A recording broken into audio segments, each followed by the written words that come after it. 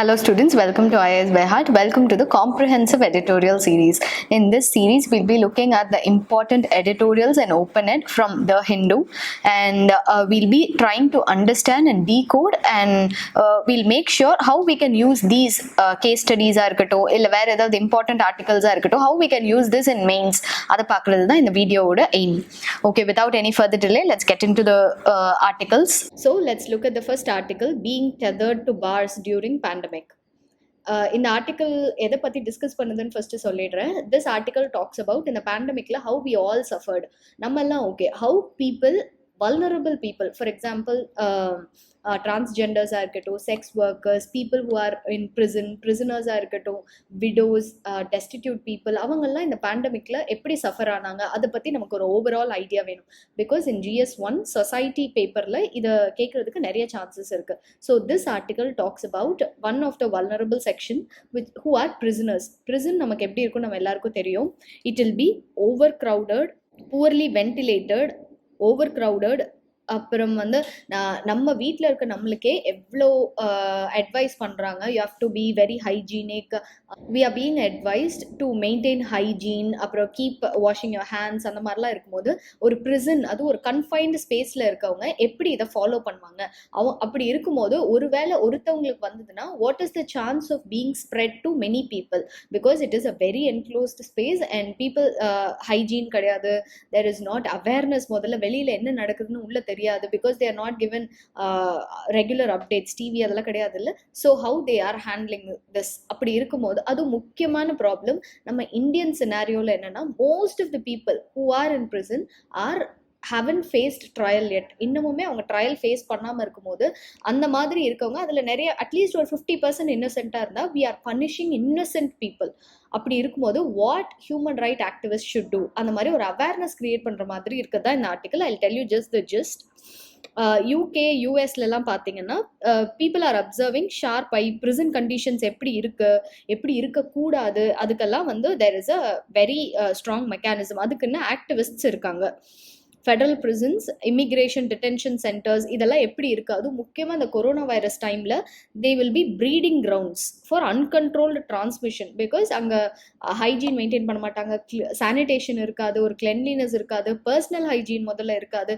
அந்த டைமில் how we can mitigate the transmission or the spread of this virus அப்படின்னு various activists in various other countries like US, UK, Texas, அந்த மாதிரி various இதில் பார்த்துட்டு இருக்காங்க. அதே மாதிரி they will have a proper record, யாருக்கு வரல, ரெகுலராக RT-PCR டெஸ்ட்ஸாக இருக்கட்டும், இல்லை அந்த மாதிரி டெஸ்ட்ஸ் எடுத்துகிட்டே இருப்பாங்க.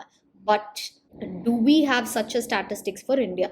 That's the question. நமக்கு ப்ரிசன்ஸில் எவ்வளோ பேர் இருக்காங்க, அதில் அண்டர் ட்ரையல் எவ்வளோ பேர், அதில் எவ்வளோ பேர் பாசிபிளி இன்னசென்ட், இந்த மாதிரி ஸ்டாட்டிஸ்டிக்ஸே இல்லை. அவங்களுக்கு do we even care about them அப்படிங்கிறது தான் the base of the question. In US and UK, the pandemic control in prison is being driven enlightened public opinion. ஆனால் இந்தியாவில் அதை பற்றி கவலைப்படுறதுக்கு யாருமே இல்லை. Because yes, people outside the prison or normal people are being languishing. They are languishing in this misery. அப்படி இருக்கும்போது நம்ம அவங்கள பற்றி கேர் பண்ணிக்க we don't even have the time, or we don't even have that much human right awareness. So, society such as ours, which seems to have concluded prematurely that novel coronavirus is behind us, which is not the case. நிறைய பேர் இப்போ என்ன நினைக்கிறாங்க, okay deaths குறைய ஆரம்பிச்சிருச்சு, there are even districts which report 0 cases in one day. அப்படி இருக்கும்போது we have surpassed coronavirus அப்படி நம்ம நினைக்கிறோம். பட் ஆக்சுவலாக அது உண்மையான கேஸ் கிடையாது. enormity of the disease and combining with imprisonment, இந்த ரெண்டு காம்பினேஷன் ரொம்ப டெட்லியாக இருக்குது. they have to be in a confined space, and also the disease is also spreading in a fast pace. So the prisons are exclusively the responsibility of state governments. Okay, over the years the condition of prison life has moved up the human civility and dignity scale, with the venues now being called correctional homes or minimum security. There are even prisons in India where you have a person is allowed one phone call per week, அந்த மாதிரி இருக்குது. அப்புறம் open prisons அந்த மாதிரியும் இருக்குது. அப்படி ஓரளவுக்கு முன்னாடி எப்படி இருந்ததோ இன் ஏன்ஷியன்ட் டைம்ஸ், அதுக்கப்புறம் பிரிட்டிஷர்ஸ் டைம்ஸில் எப்படி இருந்ததோ அதுலேருந்து we have understood the value that even those people have human rights. அவங்களுக்குமே we have to make sure that their dignity is not spoiled. அந்த மாதிரி ஓரளவுக்கு அவேர்னஸ் வந்திருக்கு. But still it's not enough. of the 4.5 lakh prisoners that our correctional homes hold, according to National Crime Records Bureau, about 3.3 lakh are under trial prisoners. அதாவது அவங்க இன்னும் தப்பு பண்ணிட்டாங்கன்னு ப்ரூவே பண்ணல, அப்படி இருக்கவங்கள நம்ம ஜெயில போட்டு we are suffering, giving them suffering. இதெல்லாம் ஏன் அவங்க why are they still in prison? Because bail எடுக்க they don't have money or the power to do that.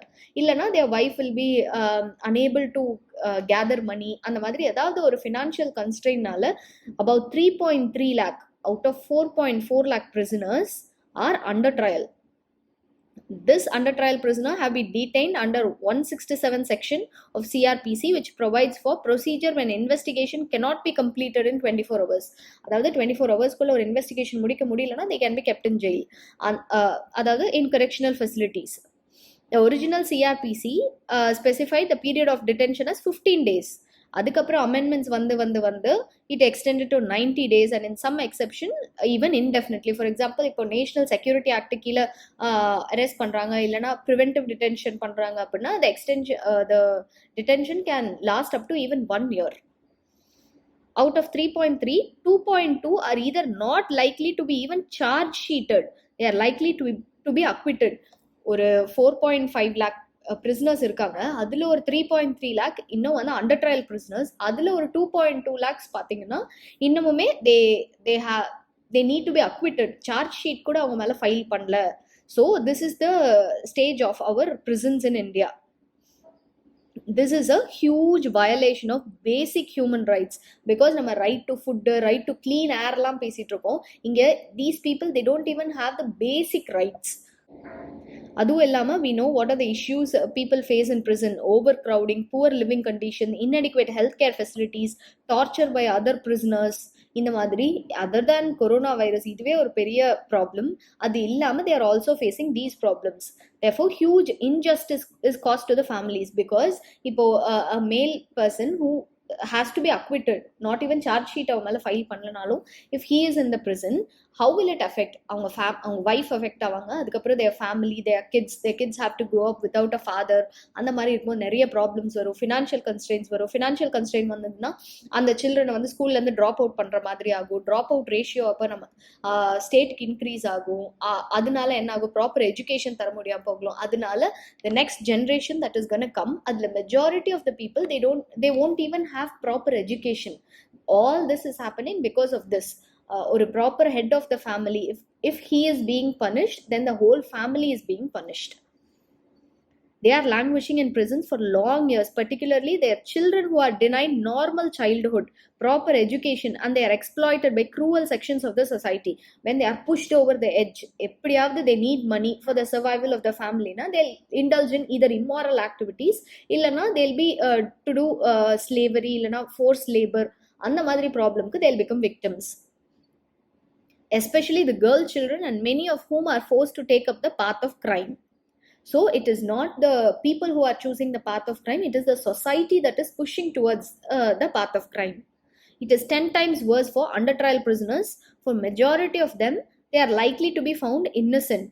Theirs is a case of innocence in jail and in jeopardy, because they have a probability of being fatally infected and contracting this coronavirus while being in detention.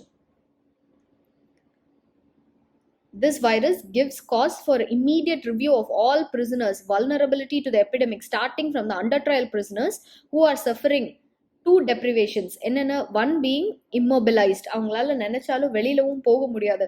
இப்போ if someone is getting affected corona, அவனோட பக்கத்து cellmate has high probability of getting affected. அந்த மாதிரி இருக்கும்போது he is being helpless, he has to be in that cell, he is confined to that space, then how can he escape? Probably he'll also get it. அந்த மாதிரி இருக்கும்போது that is one kind of problem. The next one is being tethered to the risk of infection. ஒன்னு, he is being immobile, he has no other choice. Just because he don't have money to get the bail, அதனால he is suffering this. அது இல்லாம he is also facing the threat of being infected. The review has to comprise 100% and repeated testing procedure in all prison, especially sub jails, which form the biggest category among them and the least equipped. ஏன்னா அவங்க கிட்ட they won't have much funds.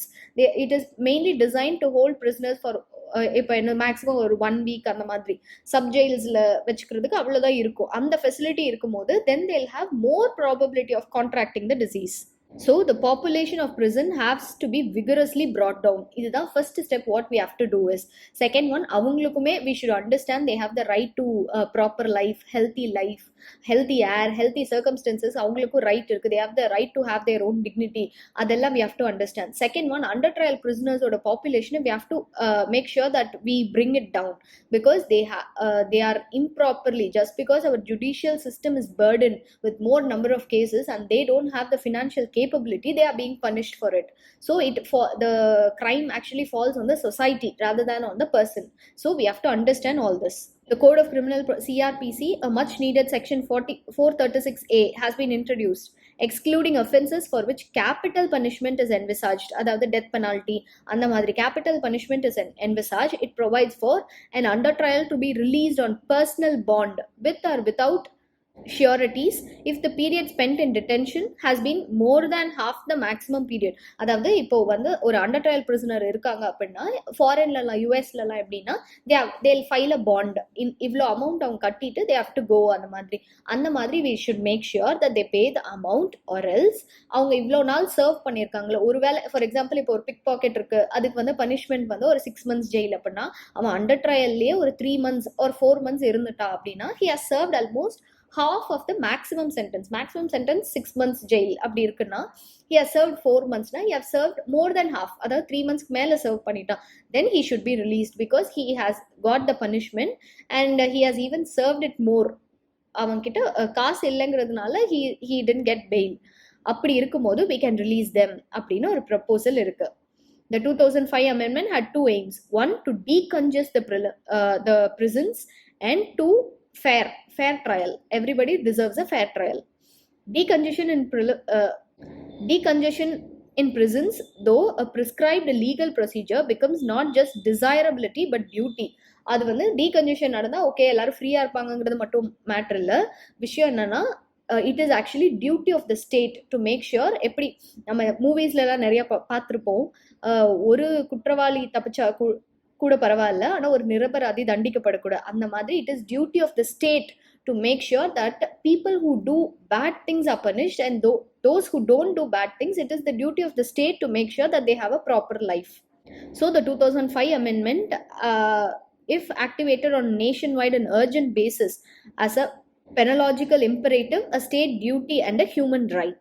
So conclusionல என்ன சொல்றாங்கன்னா, while prisons is the state list as is public health, prisonங்கிற state list, public ஹெல்த்ங்கிறது state லிஸ்ட்ல தான் இருக்கு.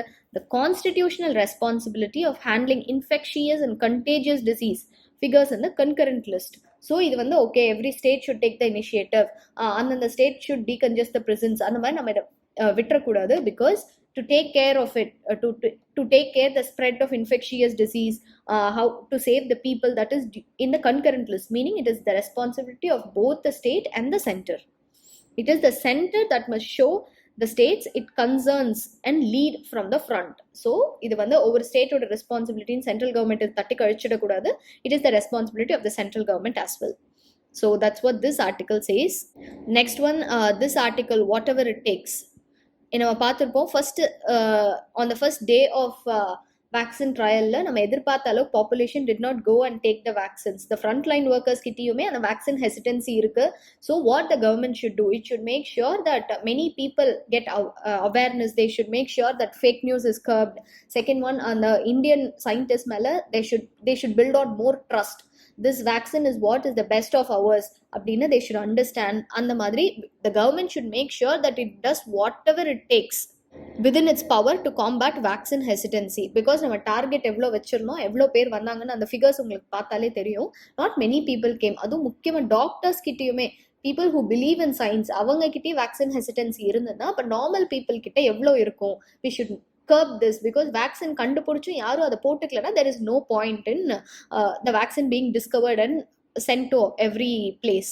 Let's look at the next article. This talks about mining in India, and we know what are the problems we face because of mining. Sand mining irukattum, various precious metals mining irukattum, what are the problem we face environment perspective la nama padichirpom, ethics perspective la what are the problems adu solradha in the article. Economy must be sustainable. We cannot compromise the ability of future generation to meet their needs. Gandhi ஒரு code சொல்லியிருப்பாரு, இந்த என்விரான்மெண்ட்டாக இருக்கட்டும், the land, air, water, இதெல்லாம் நம்ம previous generation கிட்டேருந்து வாங்கினது கிடையாது, நம்ம ஃபியூச்சர் ஜென்ரேஷன் கிட்டேருந்து நம்ம வாங்கியிருக்க கடன். ஸோ இந்த கடனை நம்ம போகும்போது அந்த நெக்ஸ்ட் ஜென்ரேஷனுக்கு அட்லீஸ்ட் நம்ம வாங்கின மாதிரியாவது உங்களுக்கு கொடுக்கணும் அப்படின்னு காந்தி ஒரு கோட் சொல்லியிருப்பாரு. அதை ரிவால்வ் பண்ணி வர்றதா இந்த article. If we are successful in abiding by the intergenerational equity, அதாவது இப்போ உங்க தாத்தா உங்க அப்பாவுக்கு எவ்வளோ கொடுத்துட்டு போனாரு, மானிட்டரி வைஸா சொல்லல, பட் ஆஸ் அன் என்விரான்மெண்ட் அவங்க கொடுக்கும்போது ஏர் குவாலிட்டி எவ்வளோ இருந்தது, எப்படி இருந்தது, how was the environment, how was the society, and உங்க ஃபாதர் உங்களுக்கு தரும்போது ஹவ் வாஸ் இட். இதை தான் இன்டர் ஜென்ரேஷனல் ஈக்விட்டின்னு சொல்லுவோம். அவங்களுக்கு எவ்வளோ கிடைச்சது, நமக்கு எவ்வளோ கிடைச்சது, அதுதான்.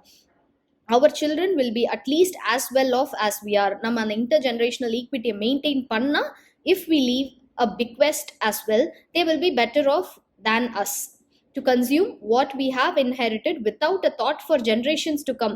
அதாவது சரி ஓகே, இந்த காட்டை அழிச்சுப்போம், இப்போ நமக்கு பேப்பர் ஃபேக்டரி ஒன்று வருது, லெட்ஸ் டூ திஸ், இல்லைனா இந்த இடத்துல ஒரு இண்டஸ்ட்ரி வருது, லெட்ஸ் இந்த ஃபாரஸ்ட் ஏரியாவை கன்வெர்ட் பண்ணிடலாம் இண்டஸ்ட்ரியல். அந்த மாதிரி ஃபியூச்சரில் வர ஜென்ரேஷன்ஸ் பற்றி கவலைப்படாமல் நம்ம ஏதாவது ஒரு ஆக்ஷன் செஞ்சோன்னா we'll become irresponsible and our children are only going to suffer.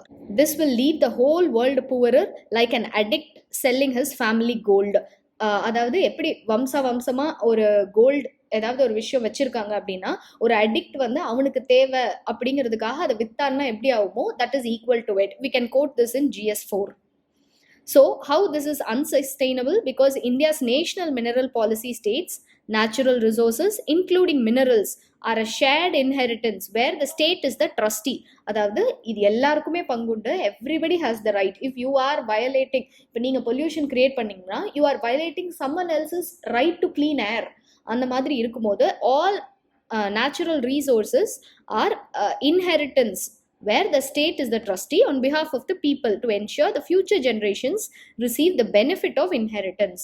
Like இந்த பிளானட்டையா எங்களுக்கு விட்டுட்டு போனீங்க, அந்த மாதிரி future generations நம்மளை பார்த்து கேட்காம இருக்க அளவுக்கு we should do. The extraction of oil, gas and minerals is effectively the sale of the inheritance. நம்ம இப்போ எக்ஸ்ட்ராக்ட் பண்ணுறோம்ல, petroleum, all that things, precious metals இருக்கட்டும், natural gas, all that is part of the inheritance, with royalties and other proceeds being consideration paid in exchange for the mineral wealth extracted. So அவங்க பே பண்ணுற royalty எல்லாம் எவ்வளோக்கு எவ்வளோ இந்த environment exploit பண்ணுறாங்களோ அதுக்கு கொடுக்குற ஒரு ஃபைன் மாதிரி தான். Unfortunately the governments everywhere treat the mineral sale proceeds as revenue or income. இப்போ ஏதாவது ஒரு மினரல் விற்கிறோம், ஃபார் எக்ஸாம்பிள் இப்போ நம்ம தோரியம் எங்கேயாவது பார்க்குறோம், கேரளா அந்த சைட்லலாம் ஜாஸ்தி இருக்குது அப்படின்னா, அதை நம்ம சேல் பண்ணுறத ஒரு கவர்மெண்ட் ஆக்சுவலாக இன்கமாக பார்க்குது. It is not income. நம்ம ஃபேமிலி கோல்டை விற்கிறதுக்கு ஈக்குவல் அது. So it is actually an expense அப்படின்னு சொல்கிறாங்க. The real transaction, the crucial error which hides in the real transaction, this is sale of an inherited wealth. This results in government selling minerals at prices significantly lower than what they are worth, driven by lobbying, political donations and corruption. So actually originally ஒரு mineral எவ்வளோ வர்த்தோ அதுக்கு கம்மியாக நம்ம ஒரு state ஏதாவது discount அது மாதிரி கொடுக்குதுன்னா, it is actually harming the society. Over 8 years, the state of Goa lost more than 95% of the value of its minerals after extraction cost and a reasonable profit. Any loss is effectively hidden per head tax, which makes few extractors and the cronies super rich. அதாவது the rich get richer, poor get poorer. Inequality grows sharply. This is economics of loot. So நம்ம ஒரு கொஞ்சம் பேருக்கு மட்டும், கொஞ்சம் கம்பெனிக்கு மட்டும் இந்த ரைட்ஸ் கொடுக்குறோம், மைனிங் ரைட்ஸ் கொடுக்குறோம்னா, we are actually making the society unequal.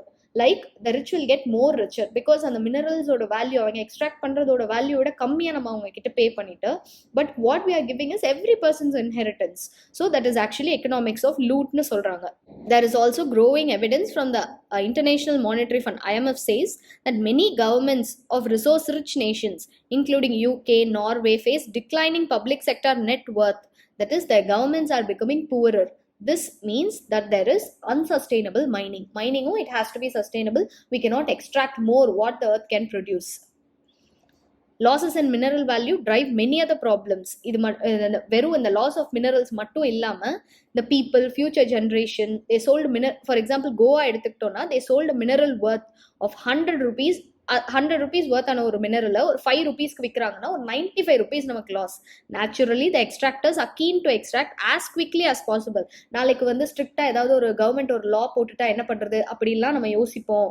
அப்படி அதனால அந்த எக்ஸ்ட்ராக்டர்ஸ் வில் டூ சரி ஓகே கிடைச்ச டைம்ல வாட் வி கேன் டூ அதை வேகமா பண்ணிடலாம் அப்படின்னு அன்சஸ்டைனபிள் மைனிங் ப்ராக்டிசஸ்ல தேல் indulge. This will affect the trees, tigers, tribals. They'll be labeled as anti-development or anti-national. For example, இப்போ tribals வந்து we need this forest. இந்த forest நீங்க ஒரு industrial ஸ்பேஸா மாத்திட்டீங்கன்னா where will we go? And this environment needs this forest. அப்படின்னு போராடினாங்கன்னா what will label them as anti-development. இங்க development வந்தா உங்களுக்கு எவ்வளவு பேருக்கு வேலை கிடைக்கும், இது வேணாங்கிறீங்களே, you people don't even have that forward thinking. அந்த மாதிரி நம்ம அவங்களை லேபிள் பண்ணுவோம். But actually that's not true. If 5 rupees is received for allowing mining, doubling mining would result in 10 rupees. 95 rupees loss ஆனதுக்கு பதிலாக நமக்கு 90 rupees loss ஆகும். அவ்வளோதான். The politicians and voters perceive more mining equals more government revenue and good. அதனால தான் என்ன சொல்றாங்கன்னா mining அது வந்து கவர்மெண்ட்டுக்கு வர்ற ரெவென்யூ கிடையாது, it's actually an expenditure. Further, since extraction is not recognized as the sale of inherited wealth, the true loss of 95 rupees is hidden. More mining would make a bad situation significantly worse. அதாவது இப்போ ஒரு election மேனிஃபெஸ்டோல இல்லை ஏதாவது ஒரு government claim பண்ணுது அப்படின்னா இப்போ அவங்க வந்து உங்களுக்கு இவ்வளோதான் மைனிங் விட்டாங்க, நாங்கள் வந்தோம்னா ப்ரைவேட் செக்டரை இவ்வளோ தூரம் மைனிங் பண்ண விடுவோம். மைனிங்கிறது it is extracting something from the environment and from the natural resources. அப்படி இருக்கும்போது we'll allow double mining or உங்களுக்கு இன்னும் டபுள் பண்ணுவோம் அப்படிங்கும்போது it is actually harming the environment, making the situation from bad to worse. As the Government Accounting Standards Advisory Board does not correct this error, this will result in every bit of mineral being extracted if there are no more legal safeguards. அதாவது இப்போ நம்ம இதை விட்டுட்டோம், இது ஆக்சுவலா லூட்டிங்ன்றது நமக்கு இப்போ கூட புரியல அப்படின்னா இருக்க கொஞ்சம் ரிசோர்ஸஸும் சீக்கிரமா டெப்ளீட் ஆயிடும். As a nation, we change our paradigm to understand minerals are a shared inheritance. அதாவது ஒரு கவர்மெண்ட்டுக்கு எவ்வளவு உரிமை இருக்கோ அதே மாதிரி ஒரு காமன் மேனுக்கும் ஈக்குவல் உரிமை இருக்கு. Because this is given by nature, not by any single person. And it is not a source of windfall revenue. சும்மா வந்த காசு கிடையாது. It is what nature has given us. Therefore, if we extract and sell our mineral wealth, the explicit objective must be to achieve zero loss in value. என்ன வேல்யூக்கு நம்ம அதை எடுக்கிறோமோ we should not favor any corporate or any other institution. Rather, we should make sure that there is no loss. The state as a trustee must capture the full economic rent, sale price minus cost of extraction, cost including reasonable profit, etc. Any loss is a loss to all of us, our future generation even, and make us some rich. அதாவது கொஞ்சம் பேரை மட்டும் rich ஆக்கிட்டு நம்ம எல்லாரையும் poor ஆக்குற ஒரு move தான் இது.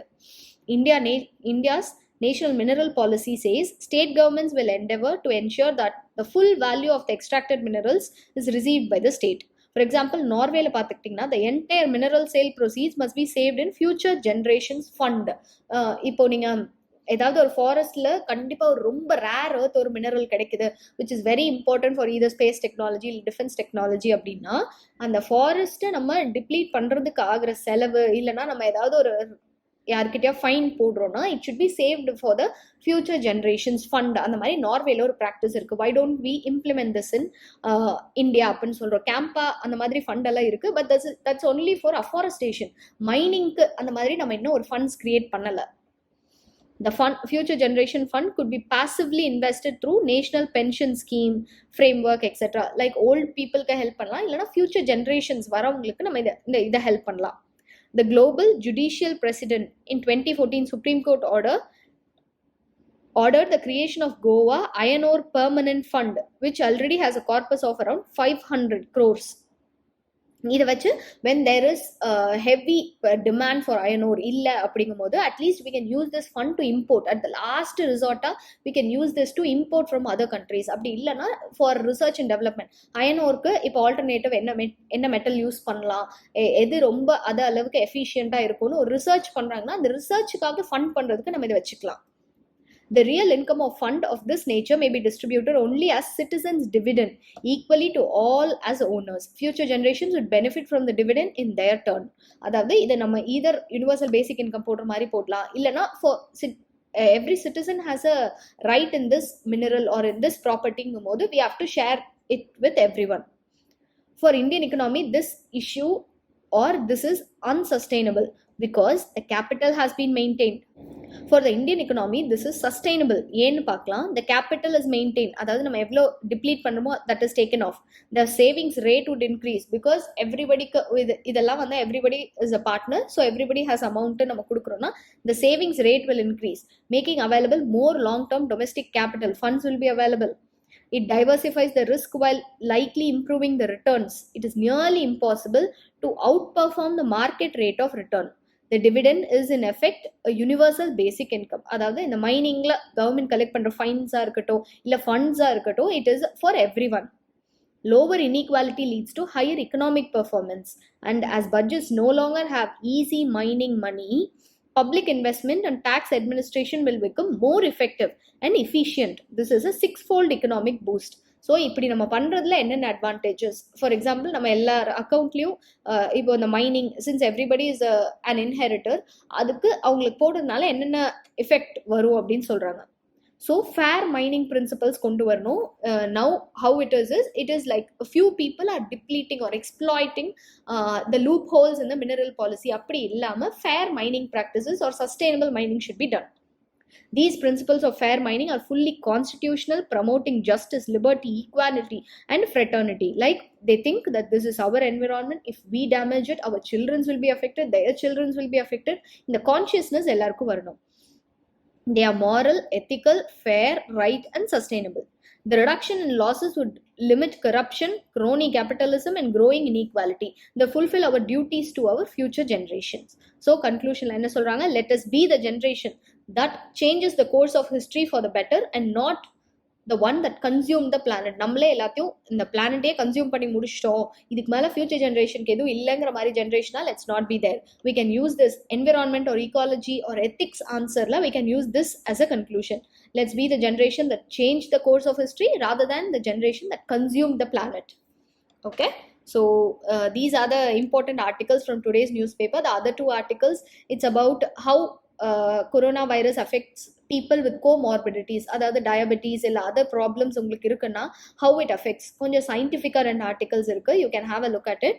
And another one is politically relevant. For example, how the opposition politician in Russia he was being poisoned and how he got arrested when he returned to his hometown. இது வந்து we can use this as a case study in case of sedition. எப்படி ஒரு கவர்மெண்ட்க்கு எதிராக பண்ணா how the government is attacking that person, அந்த மாதிரி what's happening around the வேர்ல்டுன்னு நம்ம இதையும் ஒரு கேஸ் ஸ்டடியாக யூஸ் பண்ணலாம். இந்த மாதிரி live examples from newspapers or current affairs நீங்கள் கொடுக்கும்போது, பிகாஸ் பேப்பர் நம்ம கரெக்ட் பண்ணுறவங்க they will be well read people. அவங்க வந்து they will be constantly updating themselves with the current affairs. When you write something that they know rather than static-ஆ இல்லை ரொம்ப ட்ரையாக வெறும் தியரியா நம்ம கொடுக்காம இந்த மாதிரி லைவ் எக்ஸாம்பிள்ஸ் வச்சு கொடுக்குறோம். இப்போ செடிஷன்னா ஆர்டிகல் 124 அந்த மாதிரி மட்டும் நம்ம சொல்லாம இந்த மாதிரி லைவ் எக்ஸாம்பிள்ஸ் கொடுக்குறோம், around the world this is happening அப்படின்னு நம்ம கொடுக்கும்போது our answers will be rich. So we have come to the end of this video. I hope this session was useful. Kindly tune in for tomorrow's editorial analysis. The links for the highlighted newspaper and the newspaper notes is given below in the description box. Thank you.